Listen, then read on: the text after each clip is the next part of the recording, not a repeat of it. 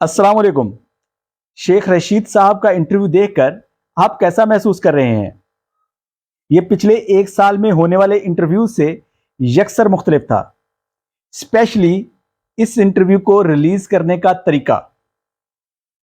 आप बिल्कुल आशना होंगे कि जब भी कोई नया ड्रामा या कोई नई फिल्म रिलीज करना होती है तो उससे पहले उसकी तशहीरी मुहिम चलाई जाती है, जिसके अंदर बड़ी-बड़ी सेलिब्रिटीज के ओपिनियंस डाले जाते हैं, ताकि लोगों को यकीन आ जाए कि इस फिल्म का स्क्रिप्ट, इस फिल्म की स्टोरी, इस फिल्म के अंदर गाने, हर चीज बहुत मजे की होगी। ये बड़ी जानदार फिल्म होगी, इसलिए लोग उसको देखने आते हैं।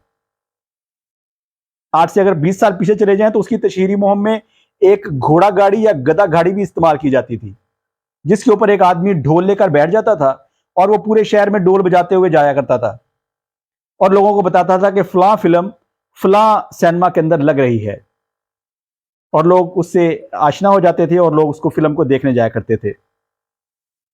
सेम टू सेम यहां पे गधा और घोड़ा तो नहीं, यहां पे सहाफी इस्तेमाल हुए हैं, और सहाफी भी अपने आप को वो समझते हैं कि वो बड़े सहाफी हैं, मगर उनकी क्रेडिबिलिटी आम आवाम के अंदर तकरीबन सिफर है, क्योंकि लोग उनकी झूठी खबरें, उनकी झूठी एंगलिंग देख देख कर तंग आ चुके हैं। अब वो उनका चेहरा देखते ही कहते हैं कि ये झूठ बोल रहा है।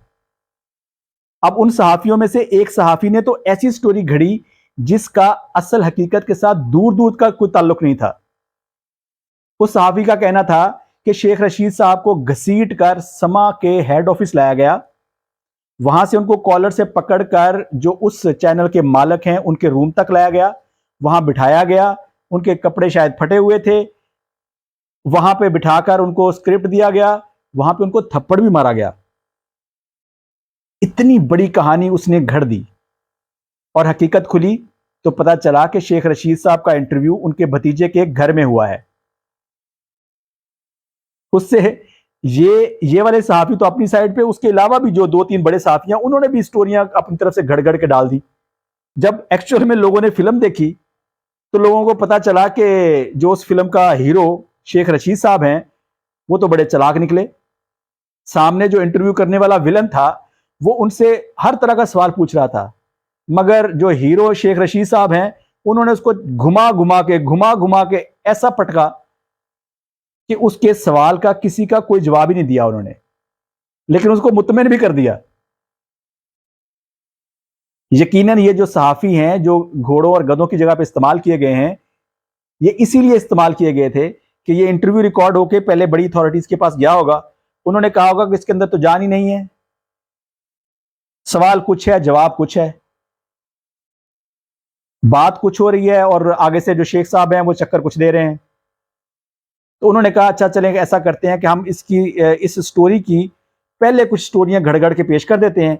जो हमारा एक्चुअल पर्पस है कि हमने फियर फैलाना है, हमने डर फैलाना है, अवाम को डराना है, वो वाला हम फैक्टर पहले डाल देते हैं। लिहाजा उन्होंने 2 दिन पहले इस तरह के वीलॉग्स करवाए, लोगों के अंदर एक खौफो हरास फैलाया कि एक 72 साल सियासतदान जिसने सारी जिंदगी इस्टेब्लिशमेंट की ही बात की है, मेरा नहीं ख्याल कि उससे ज्यादा कोई मुहिब्बे वतन, फौज से मोहब्बत करने वाला होगा, उसके बारे में ये वीलॉग्स करवाए गए। लेकिन सलाम है शेख साहब को, उन्होंने सबको चक्कर दिया और रफू चक्कर हो गए। अस्सलाम वालेकुम।